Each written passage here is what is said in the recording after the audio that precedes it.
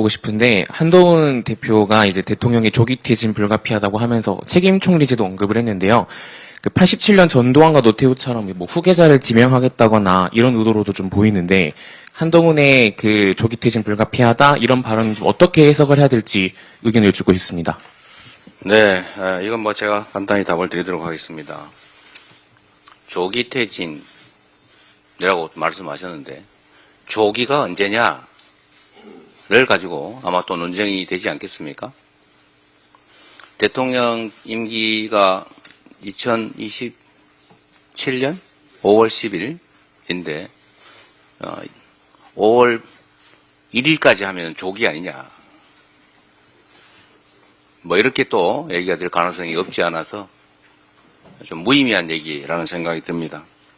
지금 중요한 거는 우리 국민 압도적 다수가 요구하는 것처럼 대한민국 형법이 정한 가장 중대한 범죄, 소추배제, 불소추 특권에도 예외로 인정하고 있는 내란 범죄의 수괴, 사형, 무기징역, 금고 외에는 처벌 형량이 없는 그 중대범죄를 저지른 사람이 대한민국 헌정질서 유지를 책임지는 대통령이 될 수는 없습니다. 이 사실은 부인할 수 없는 명백한 현실입니다. 즉각적인 퇴진, 즉각적 탄핵 외에는 어떤 방법이 있을 수가 없다. 이 말씀을 다시 한번 드립니다. 공연히 시간 끌고 논의한다고 세월 보내고 그나마 알량한 기득권 유지하겠다는 생각 버리고 정면으로 이 현재 처한 상황을 직시하기 바랍니다. 이거 부결시켜서 시간 끌어보겠다 이런 생각일지 모르겠는데 그리고 배신자 뭐 그런 걱정을 한다는 얘기도 있던데 이거는 민주공화정에 대한 반역행위입니다. 반역행위에 동조하는 것도 반역행위입니다. 이 반역행위를 끊어내고 정상적 헌정질서로 가자는 행위는 반역행위에 대한 배신이 아니고 국민에 대한 충성 그 자체일 뿐입니다. 한동훈 대표가 이제 꽤 중요한 역할을 하게 된 것처럼 보이긴 하는데 되는 게 없지 않습니까? 직무정지를 찬성한다고 말은 하는데 당론은 탄핵 반대예요. 한 입으로 두 말을 안 하는 척하면서 하고 있는 것 아닌가 그런 우려가 들어서 지금 말씀하신 이거 조기 퇴진 하대요 책임 총리 조기 퇴진하고 조기 처리하면 되지 무슨 쓸데없이 또 이런 얘기를 합니까? 네, 혹시 하실 말씀 있으세요? 네. 예, 저도 한 말씀 드리겠습니다. 한동훈 대표가 어제는 직무정지를 이야기하고 오늘은 조기 퇴진을 이야기했습니다. 내란 사태에 대해서는 윤석열이 내란 수괴로 당연히 가장 큰 책임을 져야 되겠지만 만약에 윤석열 퇴진 또는 탄핵 이것을 시간 끌기로 막아내고 당론으로 부결로 이끈다라고 하면 한동훈 대표는 역사적 책임을 져야 될 것이라고 생각합니다. 예, 이상입니다. 예, 다음 질문 받겠습니다. 예, 말씀하십시오. 마이크를 사용해 주세요. 아까 다른 최고위원분들이 말씀하셨는데요. 국회방송 김동입니다. 어디 누구시? 국회방송 김동입니다. 아까 다른 최고위원분들 발언에도 있긴 했는데 윤석열 대통령이 이제 계엄 선포 관련해서 법적 책임도 피하지 않겠다고 했는데 그러면 이재명 대표님은 그 범위가 어디까지라고 생각하시는지 수사도 받아야 한다 이렇게 생각하시는지 궁금합니다. 네. 정치적 법적 책임을 피하지 않겠다 이렇게 말씀하셨습니다. 정치적 책임은 당연히 대한민국의 국격을 훼손하고 대한민국의 최대의 리스크 자체가 되어버린 것에 대해서 국민으로부터 위임받은 책무를 다하지 못한 것에 대한 책임을 말하는 것일 겁니다. 그거야 당연히 더 이상 국민의 대리인으로서 역할을 할 수 없는 상태가 되었기 때문에 퇴진을 말하는 것이라고 저는 해석합니다. 만약에 그 정치적 책임을 피하지 않겠다는 것이 퇴진하는 건 말고 다른 건 하겠다라는 뜻이라면 이것 자체가 국민을 향한 명백한 기만행위다라고 말씀드립니다. 법적 책임은 여러 가지가 있겠지만 저는 형사법 책임이 가장 중요하다고 생각합니다. 본인이 검사 아닙니까? 검사를 지휘하던 검찰총장 아닙니까? 지금은 검찰총장을 지휘하는 대한민국 법질서 집행의 최고 책임자 아닙니까? 본인이 명백한 중대 범죄를 저질렀고 그랬다면 당연히 그 행위에 대한 책임을 져야 합니다. 불소추 특권의 대상이 아닌 것 본인이 잘 아실 겁니다.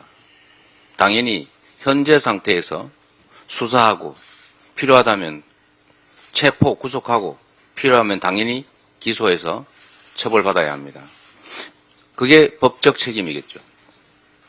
실질적으로 이 법적 책임을 지게 하는 방안에 대해서는 여러 가지 있겠지만 지금 공수처, 검찰청, 경찰 수사본부, 국가수사본부 이 세 군데서 수사를 하고 있는데 뭐 이걸 정리를 좀 할 필요가 있을 테고 그건 나중에 우리 원내대표께서 기회가 되면 나중에 말씀하시도록 하시고요. 분명한 것은 말이 아니라 행동으로 책임을 이행해야 된다는 것입니다. 일단은 뭐 누구나 다 알지 않습니까? 국민의힘 실질적인 지휘자가 누구냐? 그 대통령 아닙니까? 그래서 본인께서도 우리 당이라고 표현하신 거겠죠. 근데 그 우리 당이 지금 탄핵을 반대하고 있습니다. 아마 특검이나 상설 특검도 반대할 가능성이 많겠죠. 그렇게 하지 않는 것, 그게 책임을 지는 첫 출발점이다. 라는 말씀드립니다. 네, 다음 질문. 예, 저쪽 정상빈 기자. 마이크 좀 갖다 주십시오. 네, MBC 정상빈입니다. 그 말씀하신 것처럼 한동훈 대표 포함해서 국민의힘에서는 뭐 조기퇴진 불가피하다면서도 직접적인 탄핵 가결 입장은 보이지 않고 있는데요. 또 방금 조경태 의원도 찬성 입장에서 반대로 선회한 걸로 기사도 나왔습니다. 부결 가능성이 적지 않은 걸로 보이는데 혹시 부결 시 이후 당 전략이나 계획 등에 대해서 말씀 부탁드리겠습니다. 이 문제는 우리 원내대표가 하실까요? 탄핵 부결에 대해서 아마 염려가 많아서 아마 질문하지 않을까 생각합니다. 기자님의 질문의 진위는 내란 수괴인 윤석열 대통령이 즉각 퇴진할 수 있는 유일한 방법, 탄핵이 가결돼야 된다는 것을 전제로 얘기하지 않았나 생각되는데요.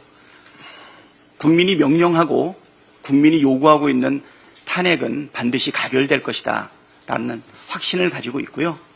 만에 하나 국민의 정말 작은 우려대로 국힘당이 역사적 책임을 피할 수 없는 당론으로 부결을 이끌어내는 결과로 인해서 국민이 원하지 않는 결과가 발생한다면 그렇다면 우리 민주당을 포함한 국민 전체의 뜻을 모아서 즉각적으로 탄핵을 다시 재추진하겠습니다. 12월 10일이면 정기국회가 종료되는데요. 12월 11일이 되면 즉각 임시국회를 열어서 탄핵을 재추진하도록 하겠습니다. 따박 문을 두드리겠습니다. 예, 다음. 그때도 안 되면 어떡하시게요? 또 두드리겠습니다. 두드리면 열릴 것입니다. 네. 네, 이 문제에 대해서는 우리 원내 대표부에서 입장을 명확하게 정리하셨던데 될 때까지 반복적으로 추진할 것입니다. 그리고 그 과정에서 국민의힘이 계속 반대를 하겠지만 저는 이 과정 자체가 국민의힘이 얼마나 반국민적이고 반국가적이고 내란 수괴, 내란 범죄 행위에 적극 동조한 사실상의 공범이라는 점을 국민에게 역사 속에 증명하도록 하겠습니다. 추경호 원내대표를 우리 더불어민주당이 고발한 이유도 바로 이것입니다. 들리는 바로는 추경호 원내대표가 의장단에 표결을 미뤄달라는 요청을 했다고 해요. 그 맞는 거죠? 네. 1시 반까지 뭐 미뤄달라 이렇게 했다는데. 왜 미룹니까? 그리고 실제 보도된 내용에 의하면 그 국민의힘 의원들이 표결에 참여하는 것을 방해하기 위해서라고 생각되는데 당사로 모이라고 자꾸 혼란을 초래했다는 것 아닙니까? 그런데 계엄군들의 목표 중에 하나는 국회의사당을 봉쇄해 당초 목표는 봉쇄를 해서 의원들이 못 모이게 하는 것이었다고 합니다. 그런데 이미 의원들 의결 정족수가 150명을 넘은 상태인데 민주당 의원들만 해도 그런데도 지금 표결을 못했던 이유는 이 추경호 원내대표 국민의힘 측이 표결 시간을 뒤로 미뤄달라라고 요구를 했기 때문으로 추측이 됩니다. 그런데 계엄군들은 이미 창문을 깨고 진입을 시도하는 등으로 무력 진입을 하고 있는 판인데 시간을 지연하면 거기서 총기 난사라도 발생하면 실제로 그걸 무력으로 저지할 수 있었겠습니까? 실제로는 저는 그렇게 생각합니다. 이게 이런저런 사정을 종합하면 사실상 국회의 계엄 해제 의결을 방해하는 역할을 사전에 맡은 것 아니냐라는 그런 의심이 듭니다. 그게 아니라면 설명하기 어렵죠. 결국은 국민의힘 원내 지도부가 내란 행위의 주요 역할을 분담한 것입니다. 만약에 그게 제 추측대로라면 추경호 원내대표를 포함한 이에 동조한 국민의힘의 주요 원내 당직자들, 이걸 알고 동조한 사람들, 윤석열 대통령 못지않은 내란 행위의 주요 책임자입니다. 우리 형법에 의하면 내란 수괴 우두머리는 한 명일 테니 대통령이겠지만 주요 임무 종사자, 주요 역할을 아예 분담하고 책임진 추경호 원내대표와 이에 합세한 국민의힘 지도부, 지금 명확하게 내란 제 책임을 명하기 어려울 겁니다. 그리고 당이 조직적으로 이런 국헌 문란 행위에 가담했다면 정당 해산 사유인 위헌정당이라는 게 판례입니다. 만약에 국민의 뜻에 어긋나게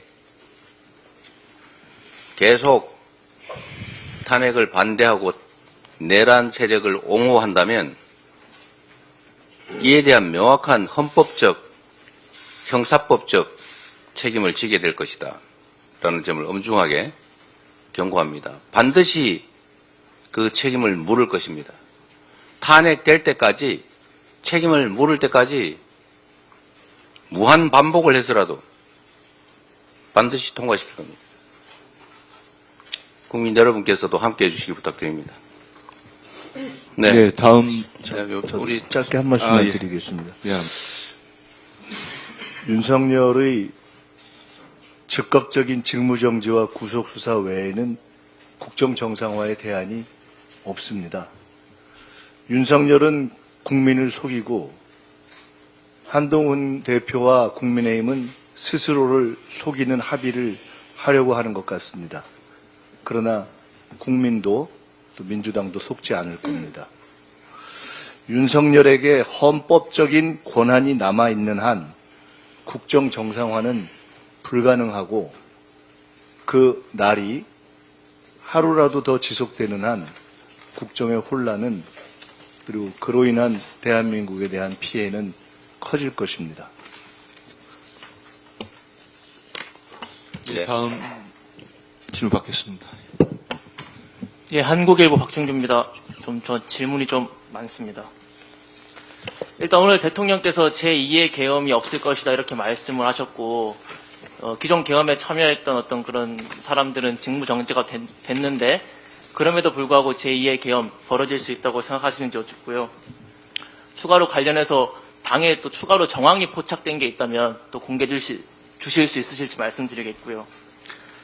그리고 그 수사 과정에서 검찰이 빠져야 된다 이런 말씀들 어제 많이 나왔는데 그것에 대한 대표님 생각 궁금하고 마지막으로 국헌 문란 행위라면 정당 해산 사유 인계위원 정당이라는 판례다 이런 말씀도 주셨는데 위원 정당 해산 심판 청구 이런 것도 하실 계획이 있으신지까지 여쭙겠습니다. 너무 많이 여쭙는데 좀 부탁드리겠습니다. 자, 이거는 간단하게 제가 위원정당이라는 것은 그렇게 할 경우 그럴 것이다라는 것이니까 이 정도까지 하면 될 것 같고 해산 청구의 주체는 정부이기 때문에 우리가 할 수 있는 일도 아닙니다. 두 번째로는 수사에서 검찰을 배제해야 된다는 부분은 개정 검찰청법에 따라서 내란죄는 검찰의 수사권이 없습니다. 이거를 검찰이 계속 수사를 했다가 나중에 판결 과정에서 이거는 수사권 없는 수사기관이 수사한 거라서 위법수직 증거다 또는 공소기각 사유다 이렇게 될 경우 심각한 문제가 발생할 수 있습니다.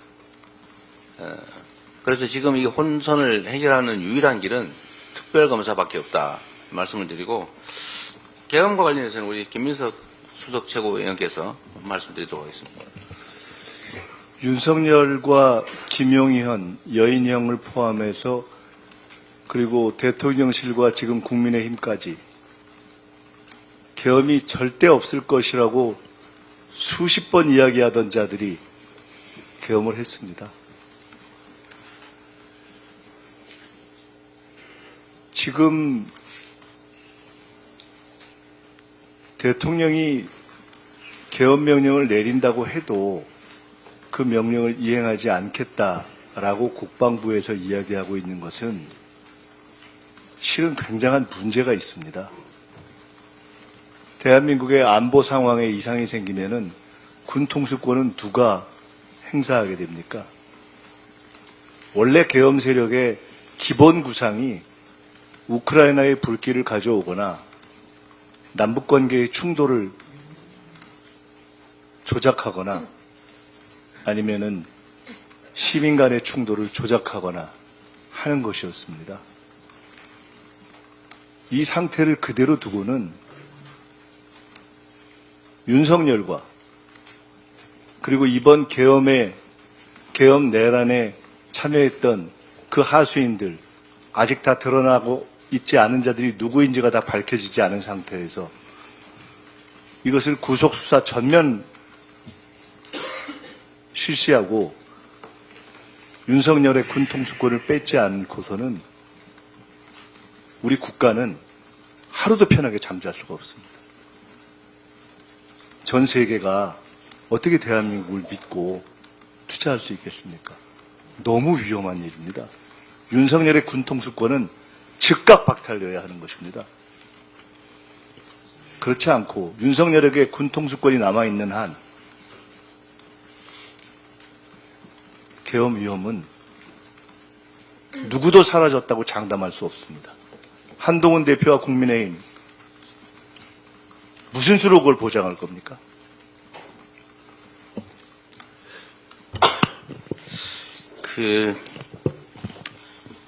여기서 저도 하나 좀 덧붙일 얘기가 있습니다.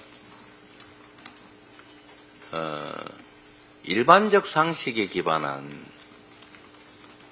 합리적 판단을 한다면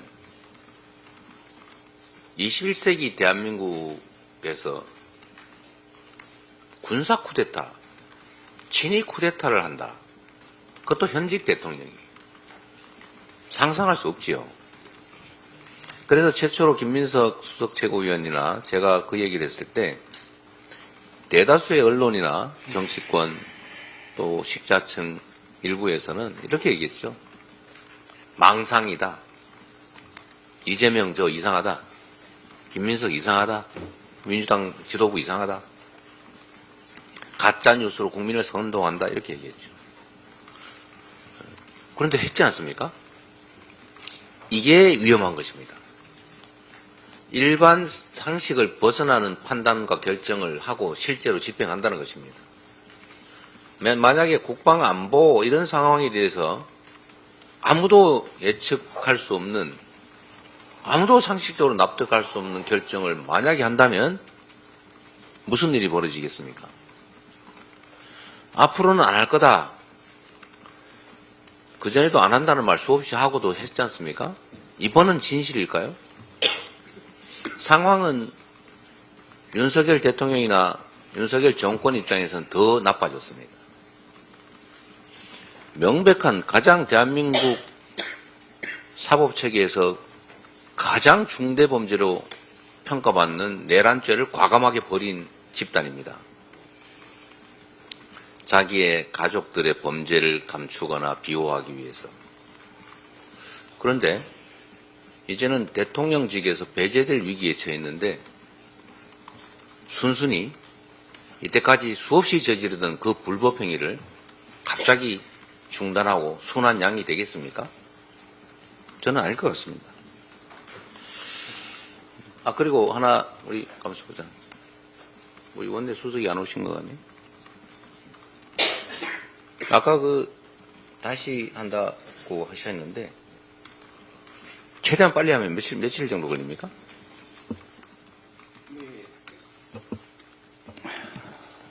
12월 11일로 정기 국회가 종료되고요. 12월 11일부터 임시국회가 시작이 됩니다. 그럼 바로 발의해서 법사위 의결 거치고 본회의에 상정하게 되면 바로 의결할 수 있습니다. 뭐 한 열흘 걸립니까? 아닙니다. 정말 빨리 하면 3일이면 할 수 있습니다. 3, 4일? 네. 될 때까지 최대한. 그리고 중요한 것은 임시회의는 최대한 한 달 기준으로 하고 있는데요. 일주일 단위로 쪼개서 해야 되겠네요. 그것도 가능합니다. 네. 될 때까지 부결될 때마다 아마 국민의 분노는 끝간데 없이 아마 증거할 거라고 생각이 되고요. 아마 부결할 때마다 국힘당 자체가 존속에 엄청난 위협을 느낄 것이라고 생각이 됩니다. 네. 오늘 있을 탄핵안 가결만이 보수를 살릴 수 있는 유일한 해법이라고 생각합니다. 그 선택은 국민의힘이 하겠지요. 네, 다음. 예, 이제 시간이 많이 아니요, 충분히 하세요. 괜찮습니다. 예, 다음 질문. 예, 뒤쪽에 마이크 좀 주십시오. 예. 네. 자, 안녕하십니까. 저 아시아경제 오지은 기자라고 합니다. 방금 답변 주신 내용하고도 조금 이어지는데요. 사실 오늘 탄핵안 가결 투표 자체가 국민의힘에 어떻게 보면 책임이 달렸다고 말씀을 주고 계시고 실제로 그러한데 이런 설득 전략이 사실은 좀 압박으로만 좀 이어지고 있지 않나. 국민의힘은 사실 지난번 박근혜 대통령 탄핵 때 학습 효과 때문에 찬성 투표를 했던 조호영 부의장을 포함해서 국민의힘 의원들이 좀 부담감을 느끼고 있고 실제로 그런 자당 지지자들에 의해서는 비판을 많이 받은 경험이 있다고 합니다. 이런 측면에서 민주당의 전략도 사실상 재표결을 계속해서 붙이는 것보다 다른 방향이 필요하지 않냐, 이탈표를 먼저 확보해야 하는 것 아니냐는 이야기도 나오는데 어떻게 생각하시는지 궁금합니다. 네, 그런 점 충분히 고려하고 있고, 소통과 협력, 대화, 이런 것들은 충분히 하고 있습니다. 근데 그건 드러내놓고 할 수 없는 부분이라 압박 부분만 보이는 측면이 있다는 말씀드립니다. 그리고 제일 중요한 거는 저는 결국 지역구에 우리 국민들께서 직접적으로 이에 대해서 책임을 물어주는 것, 이게 제일 큰 압박이 될 거다. 그렇게 생각합니다. 결국 국민 손에 달렸다. 저희도 위임받은 권한 범위 내에서 대리인으로서 최선을 다하겠지만 결국 이 나라 주권자가 어떤 태도로 어떻게 대리인들에게 책임을 물을 것인지를 명확하게 보여주는 것이 문제 해결의 출발점이 될 것이다 이렇게 생각합니다. 또 진행하시죠. 그러세요. 네. 국민의힘 의원들이 무슨 탄핵 트라우마를 얘기하고 있는데 우리 국민이 겪은 비상계엄 트라우마는 생각하지 않는 것입니까? 자기들 권력 잃을 것이 걱정되고 국민이 비상계엄을 통해서 기본권을 억눌리고 학살을 당한 그 트라우마는 생각하지 않는 것입니까? 정말 적반하장도 그런 적반하장이 없다고 생각합니다. 짧게 예, 제가 그 얘기 하려고 그랬는데 그 말씀 하셔가지고 예 하나만 더 말씀드리면 지금 12.3 이전에 우리가 탄핵 논의가 있었던 거 하고 12.3 이후의 탄핵하고는 완전히 다른 것이다. 이것은 차원이 다른 것이다라는 것을 알아야 됩니다. 12.3 이전에는 국정농단 내지는 개인의 어떤 대통령 또는 배우자의 비리 의혹과 관련된 탄핵 사유였고요. 지금은 내란을 사유로 하는 탄핵입니다. 이것은 국가 질서와 관련된 헌정문란과 관련된 탄핵이기 때문에 이것은 보수가 더더욱 참을 수 없는 사유여야 하고 진영이나 이념을 넘어서는 탄핵 사유입니다. 그래서 이것은 우리가 개인적으로 어떤 이해관계라든가 이런 것으로도 설득은 하겠지만 이 문제를 넘어서는 것이다라고 말씀드립니다. 네. 자, 다음 진행하시죠. 예, 다음 질문 주실 기자분, 예, 저 뒤쪽에 최기찬 기자. 예, 전자신문 최기찬 기자입니다. 민주당 입장에서 지금 탄핵이 지상 과제이긴 하지만 사실 비상계엄 이후에 환율, 주가, 경제 이런 것들도 지금 위기라는 얘기가 좀 많이 오고 있습니다. 좀 비상계엄 사태 이후에 민주당이 좀 관련된 부분을 좀 어떻게 좀 전략을 짜고 있고 준비를 하고 있는지 좀 여쭤보고 싶습니다. 네, 안 그래도 지금 대한민국 정부가 사실상 무정부 상태가 됐기 때문에 누군가는 이 문제를 좀 챙기고 있어야 되겠다는 판단을 저희도 갖고 있습니다. 그것 때문에 원래는 이 비상계엄 사태 이전에도 저희가 경제안보상황실 뭐 이런 것들을 지금 구축해서 운영을 해보려고 하고 있는 도중에 지금 이 일이 벌어져서 지금 내란 대책이 윤석열 내란 사태 대책이 대책위에서 그걸 아예 하나의 영역으로 만들어서 우리 입장에서라도 민주당 입장에서라도 좀 파악하고 관리하고 방향을 제시하는 역할을 하려고 준비 중입니다. 뭐 자세한 내용은 나중에 따로 한번 말씀드리겠습니다. 네. 예, 대표님 저희들 또 의원총회도 있고 해서 의원총회 좀 이따 해도 됩니다. 우리가 이런 얘기를 다시 할 기회도 없는데 뭐 거의 다 끝나가는 것 같으니까요. 예, 네. 다음 질문하실 기자분 계시면 받도록 하겠습니다. 우리 박 기자 네. 다시 또 이번엔 질문을 압축해서 해주세요. 하나만 여쭙겠습니다. 어제 대통령이 박선영 진실화해위원장 임명 재가를 했고 언론에서는 그게 어떤 헌법재판관들을 좀 압박하려는 방탄용이다. 그리고 대통령직 임무 수행 의지를 보여주는 것이다. 이렇게 평가를 하는데 대표님 생각 듣고 싶습니다. 네, 제 생각을 원내대표가 대신 얘기해 주도록 하겠습니다. 아까 우리가 사실은 사전에 이 얘기를 좀 했기 때문에. 네. 예, 진실하해위원장, 예, 내정자가, 지금 헌법재판관으로 있는 정형식 재판관에 처형되는 것으로 알고 있습니다. 지금 내란의 수괴로 몰려서, 예, 지금 당장 구속되고 수사받고 정치적으로는 탄핵의 위기에 있는데도 불구하고 지금 이런 인사권을 행사했다는 자체에 대해서 아마 국민들이 많이 의아하게 생각합니다. 지금 헌법재판관은 정원 9명 중에서 지금 6명이 있고요. 저희 국회는 최대한 빠르게 9명 완전체를 구성하기 위해서 지금 노력을 하고 있는 그런 상황에서 예, 지금 헌법재판관 정형식 아마 이분은 다음에 헌법재판소장 후보로 지금 국힘당이 지금 내정한 사람입니다. 그러한 분의 바로 처형을 네, 장관급인 처형이요? 네, 처형입니다. 네, 정형식 헌법재판관에 처형되는 분입니다. 이거는 누가 보더라도 예, 부당하다고 생각이 됩니다. 네. 예, 자, 뇌물이라고 생각하는 분들도 많이 계셔서 이거는 탄핵을 한편으로 대비하고 탄핵 심사에 영향을 미칠 수 있는 외양을 가지고 있습니다. 이 부분에 대해서는 예, 좀 더 네. 진행을 지켜보도록 하겠습니다. 네. 강력하게 네. 비판하고 있습니다. 한마디로 탄핵 방탄 사전 뇌물이라고 생각합니다. 그 윤석열은 거짓말 전문가입니다. 그 수없이 거짓말을 했습니다. 검찰총장이 될 때는 검찰 개혁을 하겠다고 거짓말을 했고 계엄을 오랫동안 준비하면서 계엄을 안 하겠다고 거짓말을 했고 오늘 계엄을 절대로 안 하겠다고 얘기하면서 다시 다른 권력 연장 음모를 이미 하고 있는 겁니다. 그 바쁜 와중에 국민들은 트라우마에 떨고 있을 때 방탄 뇌물을 준비한 무서운 거짓말장입니다. 한마디도 믿을 수가 없습니다. 윤석열의 입에서 나오는 말 중에 거짓말 외에 뭐가 있습니까? 이 와중에 자기 살꾼 일을 하고 방탄 뇌물을 준비하는 게 인간입니까? 네, 지금 윤석열 대통령이 사실 아까 그 짧은 담화 중에 비상계엄 다시는 안 하겠다라고 얘기했는데 사실은 비상계엄을 준비하거나 고려하기 때문에 그 말을 하지 않았을까? 저는 그렇게 생각이 좀 돼요. 왜 그러냐면 제가 보도를 보니까 이번에 국회를 침탈한 거는 경고성이었다 이렇게 말하거든요. 경고. 뭔가 본 행위를 남겨놓은 거죠. 본격적인 행위가 있다는 뜻 아닙니까? 경고. 경고 다음에 뭐가 있어요?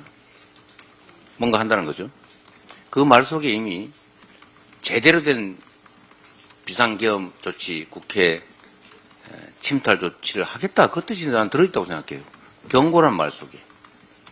두 번째로는 계엄이 해제된 후에 여당 지도부를 만났을 때인가 어딘가 이거 보도에 나온 얘기긴 한데 그 반국가 세력을 척결할 테니까 당이 도와달라 이렇게 표현했다고 하죠. 그런 기사 있었죠.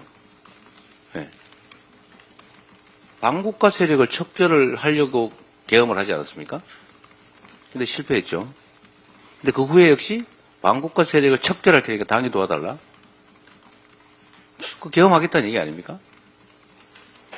그런데 누가 물어보지도 않았는데 계엄 안 하겠다라고 한 걸 보니까 오히려 계엄의 의지가 있지 않냐 이런 의심이 좀 든다는 것입니다. 그리고 이게 법률가들 사이에는 매우 의미 있는 말입니다. 재범의 위험성이라는 영역의 문제죠. 국회를 침탈하는 것은 헌법이 금지하고 있는, 그리고 개헌법이 명확하게 금지하고 있는 영역입니다. 그래서 국회를 침탈했기 때문에 내란 행위가 되는 거예요. 근데 그걸 저질렀죠. 앞으로 윤석열 대통령은 대통령이더라도 불소추 특권 예외 조항 때문에 내란 범죄에 대해서 수사를 피할 수 없습니다. 구속될 수도 있어요. 재판에 회부될 겁니다. 그리 복잡한 사건도 아니죠, 이거 사실. 그리 오래 걸리지 않을 겁니다. 그런데 그때 구속 여부를 결정할 때 제일 중요한 게 증거인멸, 뭐 도주하지는 않을 거라고 보고 증거인멸 여부, 재범의 위험성입니다. 그러니까 지금 재범의 위험성이 무지하게 높아요. 그런데 재범할 사람이 재범하겠다고 재범하는 경우가 없습니다. 안 한다고 하죠, 오히려. 그 위험성을 의심받을 때는 안 한다고 적극적으로 미리 말을 하는 거죠, 보통. 그래서 그런 측면도 있지 않을까. 그런 생각이 들어서 오늘 그 말을 듣고 보니까 아, 진짜 더 대비해야 되겠다. 이런 생각이 들었다는 말씀드립니다. 그냥 넘어가시죠. 자, 지금 거의 끝난 것 같아요. 왜? 예. 혹시 있으시면? 대표님, 근데 지금 아니, 잠깐만. 예. 자, 혹시 있으세요? 그거까지만 하시죠. 네. 이게 마지막이었던 것 같아요. 네, 뉴시스 김경록입니다. 지금 비상계엄 사태 이후에 잠깐 잊혀진 게 예산안 합의인데요. 지금 오늘 탄핵안이 부결되면 계속 탄핵안을 발의하겠다고 하시고, 그럼 앞으로 연말 연초 전국이 계속 탄핵안의 소용돌이에 빨려들 수 있겠다는 생각이 듭니다. 그럼 예산안 합의는 더더욱 난항이 예상되는데 준예산 사태까지도 각오하고 계신지 궁금합니다. 네, 원내 사안이니까 간단하게 하시죠. 예, 지금 예결위에서 꼭 필요한 감액만을 반영한 예산을 의결을 해서 지금 언제든지 가결할 수 있도록 준비해서 올려놓았습니다. 정부가 의지만 있다면 민생 예산 그리고 미래를 준비하는 예산 그리고 경기를 회복하기 위한 예산에 대한 증액안을 내주시면 저희가 얼마든지 민생과 경제를 살릴 수 있는 안을 우리가 가결할 준비가 되어 있습니다.